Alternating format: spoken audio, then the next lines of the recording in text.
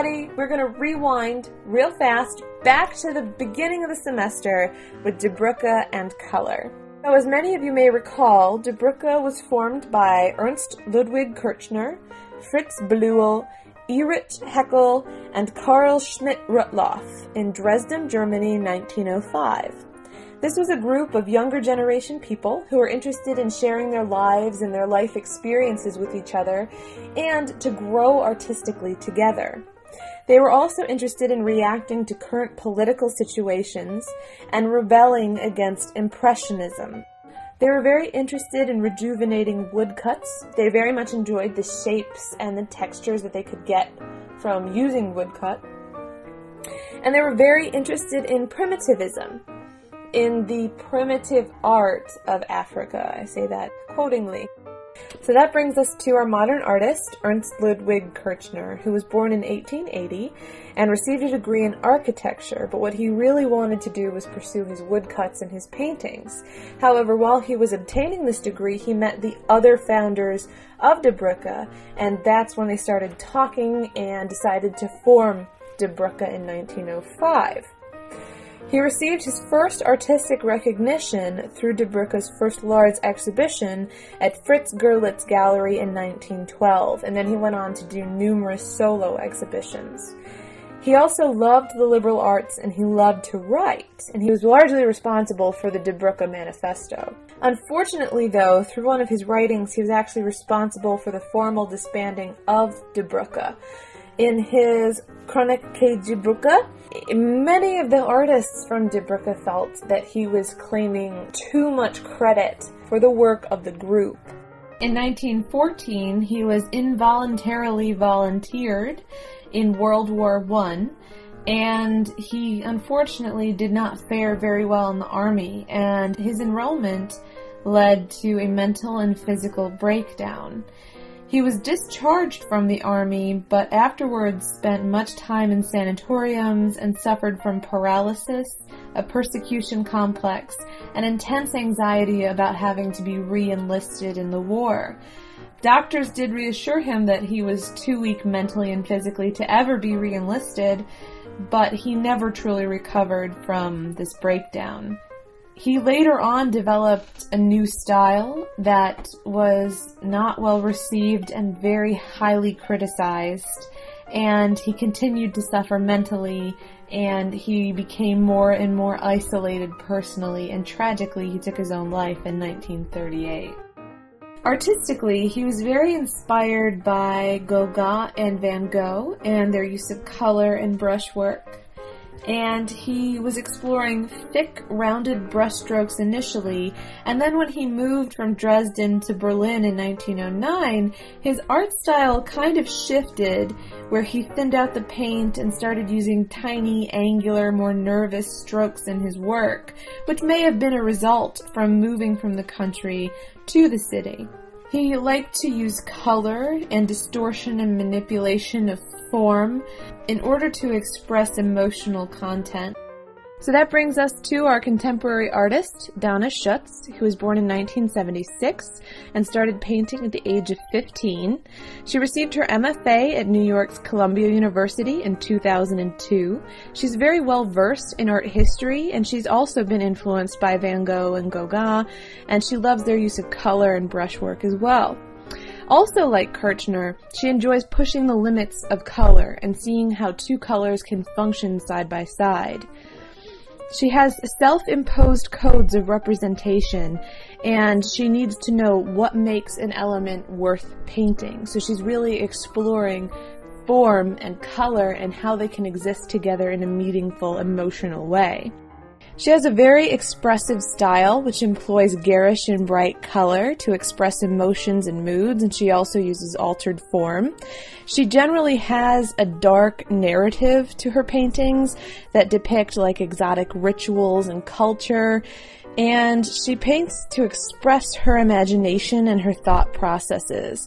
Speaking in terms of content, her work is very surreal, but her employment of color and her distortion of form reminds me of how Die Broeke and Kirchner were exploring new ways of expressing the figure and expressing life situations through new modes that are not impressionistic. She actually doesn't consider herself an abstract painter because she doesn't feel like she has a solid enough ideology behind her forms, but clearly her forms are abstracted and they are manipulated in such a way that is unique. Donna Schutz has been featured in many books, has had many books actually dedicated to her, and she's given talks and exhibits at MoMA and several other galleries all throughout the world and the United States. So that leads us into the comparison section of this presentation. So the first pieces that we have to compare are Kirchner's Laburnum Tree, Curved Bay, and Donna Schutz Run. They're both oil on canvas, and I think the first thing that really pops out is the employment of color and kind of this chaotic space.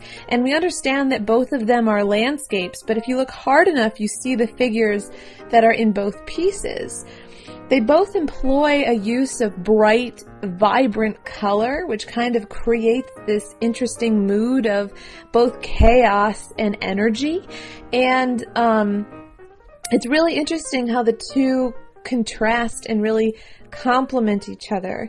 There is kind of what seems to be more of a sensual narrative in Kirchner's piece, and maybe a little bit more of a ritualistic, dark narrative going on in Donna Schutz's piece. But I find both pieces strikingly similar in the sense of color and the employment of abstracted form and just this kind of chaotic feeling of a composition. But it's still balanced and still works. So the second set of paintings that we're going to talk about is Kirchner's Nude Woman Combing Her Hair and Schutz's Nature Girl. Now right away you can tell that the color schemes used in both of these images is very similar, with the use of yellows and reds and greens and blacks. But we also notice that the female character is the central, most important character, and sometimes the only character, as in the Nature Girl. However, the scenery around both of the women in both of these images is very abstracted, but it's very interesting and it's very idealized as far as color. And there's kind of this importance that is being placed on both of these women in both of these images, which is not only being reinforced by color, but it's also being reinforced by form and their central placement in the composition. The next comparison that we're going to make is between Kirchner's Franzi Before a Carved Stool and Schutz's Happy. Right away we can tell that both of these paintings are very abstracted and they make use of idealized and emotional colors, and both of them have backgrounds that have been highly stylized and colorized and are actually appear very close to the figure. There's not a lot of depth into the picture plane.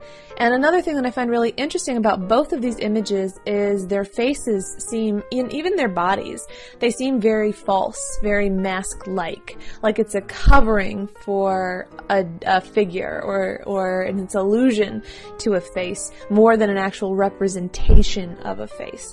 Especially in Schutz's Happy, where there's just these kind of simplified eyes and mouth, and I can't even tell if there's a nose. It's barely an implication of it.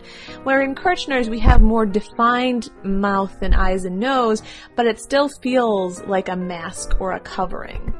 The next comparison we're going to make is by two self-portraits by the respective artists, the one on the left being Kirchner, the one on the right being Schutz. They are both in the process of painting. One thing that I think is very, very interesting is the fact that they use colors that mimic nature, like the peaches and the pinks and skin tones, but it still is away from nature. It's still an abstraction and interpretation of nature. While Kirchner's piece has almost a lack of shading, Schutz's piece does have more in-depth shading. However, I think that for me, the most important thing is this use of color and this use and conveyance of form through non-naturalistic ways. The last comparison we're going to make is between Kirchner's Potsdamer Platz and Schutz's The Breeders. Right away you can tell the color scheme is different, but I still notice that there's really two main central characters with very simplified features, very abstracted backgrounds, and both images use color effectively. On the left side in Kirchner's piece, I feel like it's kind of a sickly feeling, and on the right side in The Breeders, it's kind of more daylight, it's kind of more shining, but there's kind of this weird, eerie darkness to it. I feel like both pieces, due to their color composition and abstraction, have an eeriness about them. They kind of play with this perspective and this form in such a way that makes you really think about what is really being communicated here.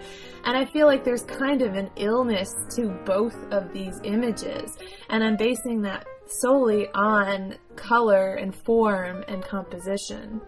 In conclusion, we see that both Kirchner and Schutz use color and form in abstracted and interesting, bold ways, in ways that are non-naturalistic, but they convey emotions and they generate moods, and they really convey something to the viewer outside of naturalistic conveyance. Thank you very much for watching my presentation. I really hope you enjoyed it. Remember, if you have any questions or comments, please email me. Thanks for watching.